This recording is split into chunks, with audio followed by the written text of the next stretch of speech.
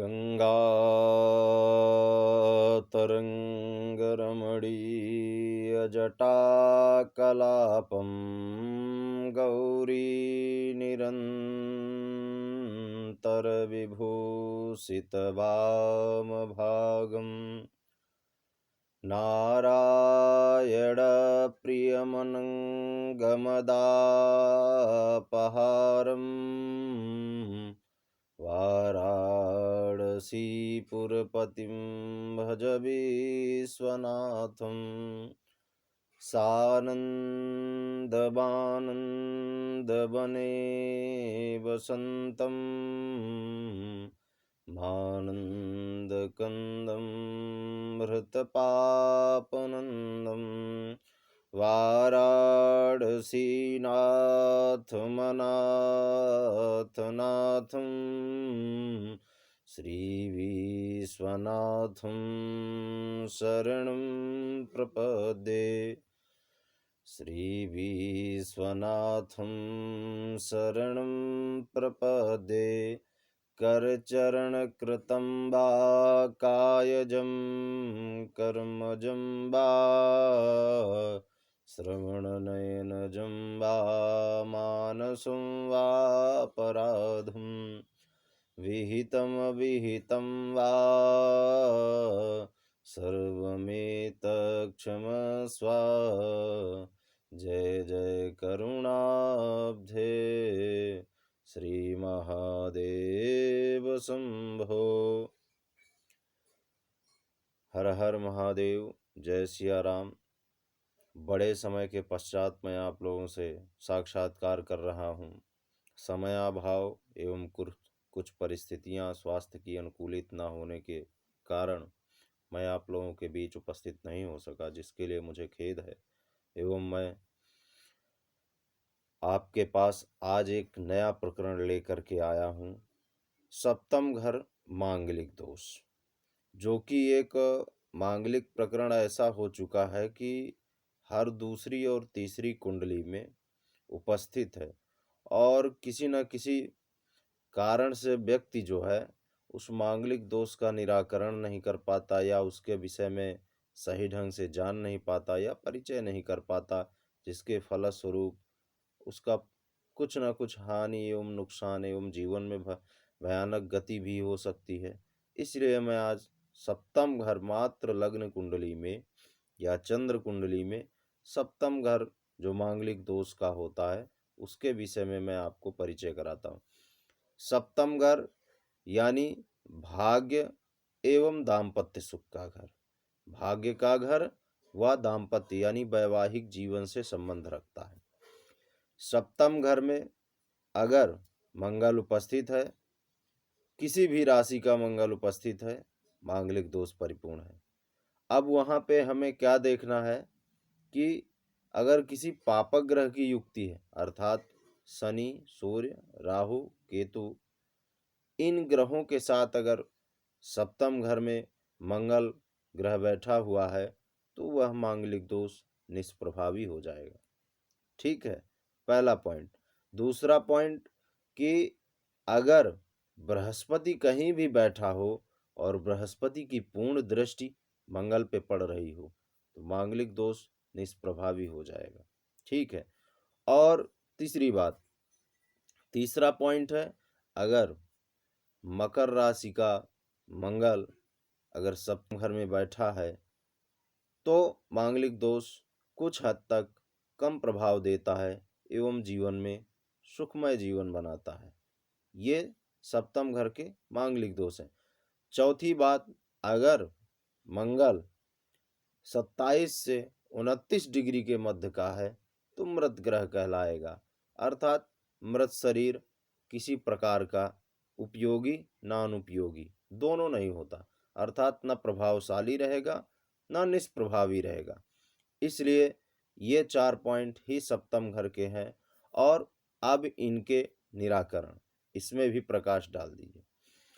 प्रकाश ये है कि उपाय तो तमाम प्रकार के ज्योतिषी, तमाम प्रकार के ब्राह्मण आदि विप्र बंधु बताते हैं, परंतु जो प्रमुखतः ग्रंथित उपाय हैं उनमें मैं प्रकाश डालूंगा। तमाम प्रकार की अब औपचारिकताओं के साथ मैं आगे नहीं बढ़ूंगा, आपको पॉइंट टू पॉइंट बात बताने का प्रयास करूंगा। ठीक है। सप्तम घर अगर मांगलिक दोष परिपूर्ण है, कन्या है, तो उसका कुंभ विवाह अनिवार्य है। अगर पुरुष है तो उसका अश्वत्थ विवाह अर्थात पीपल के वृक्ष के साथ विवाह अनिवार्य है, प्रथम। दूसरा, विवाह के बाद दोनों दंपति यानी पति और पत्नी दोनों मध्य प्रदेश अंतर्गत में इंदौर महानगर है, वहाँ पर मंगल धाम मंदिर, पूरे भारतवर्ष में एक ही मंगल मंदिर है, वहाँ पर दोनों पति पत्नी जा करके मांगलिक दोष शांति का पूजन करें एवं जीवन में पदार्पण करें। सप्तम दोष मांगलिक निष्प्रभावी रहेगा, कुछ हद तक प्रभाव दिखाएगा, परंतु पूरी तरह उनको क्षतिपूर्वक नहीं करवाएगा। सप्तम घर तीसरा पॉइंट है, अगर मंगल पूर्ण राशि का बैठा हुआ है, किसी भी पापक ग्रह की युक्ति नहीं है और बृहस्पति से दृष्टिवत नहीं है, पूर्ण मांगलिक दोष कहलाएगा। उस मांगलिक को मांगलिक ही कन्या से विवाह करना चाहिए, और अगर कन्या है तो उसको मांगलिक वर से ही विवाह करना सहज है। इसमें कोई आंशिक निम्न ऐसा कोई परिभाषित मांगलिक दोष में नहीं है, कृपया ध्यान दीजिएगा। आंशिक निम्न ये दोनों शब्द ज्योतिष में मानसागरी, भृगु संहिता, रावण संहिता, पराशर संहिता, वृहत पराशर संहिता, सर्व संग्रह ज्योतिष, तमाम प्रकार की जो पुस्तकें हैं उनमें कहीं भी निम्न वर्गीय मांगलिक नहीं लिखा, ना तो आंशिक मांगलिक है, पूर्ण मांगलिक है। पूर्ण मांगलिक का यही उपाय है, वहां पर है तो आपको मांगलिक लड़के का और मांगलिक लड़की का ही विवाह एक साथ करना है। अनमंगली का मंगली से विवाह नहीं हो सकता, किसी भी कारण नहीं हो सकता, कोई सलाह इसमें नहीं है, कृपया ध्यान दीजिएगा। जो अनमंगली से विवाह करता है, लड़की अगर अनमंगली है, लड़का सप्तम घर से मांगलिक है, निसंतान योग एवं आयु क्षति व दुर्भाग्य, तलाक जैसी स्थिति उनके जीवन में आती है। दोनों में पारस्परिक विचारों का मतभेद, खींचातानी और इस हद तक भी जा सकती है कि वह आपस में तलाक आदि जैसी निर्णय ले सकते हैं। इसलिए सप्तम घर अगर किसी दंपति और दंपत का प्राचीन समय में विवाह हो चुका है, अब उन्हें मालूम चढ़ा है, तो उनके लिए सहजता एक सुखदा उपाय है। केसरिया रंग के गणेश जी लाएं और उनका नित्य गणेश अथर्वशीष से नित्य प्रातः काल सूर्योदय के पश्चात सिंदूर मिश्रित दूध के साथ उनका अभिषेक करें और उनका श्रृंगार आदि करें। दोनों दंपति और दंपत प्रसन्न रहेंगे। और अगर निसंतान योग है तो उनके लिए भी सबसे सहज यह उपाय रहेगा। दूसरी चीज कि अगर विवाह हो चुका है उसके पश्चात आपको जानकारी मिलती है, प्राचीन काल में माता पिता लिखते तो थे नहीं, जानकारियां लेते नहीं थे, इतना जागरूकता नहीं थी, आज के समय में है, उनके लिए मैं उपाय बता देता हूँ।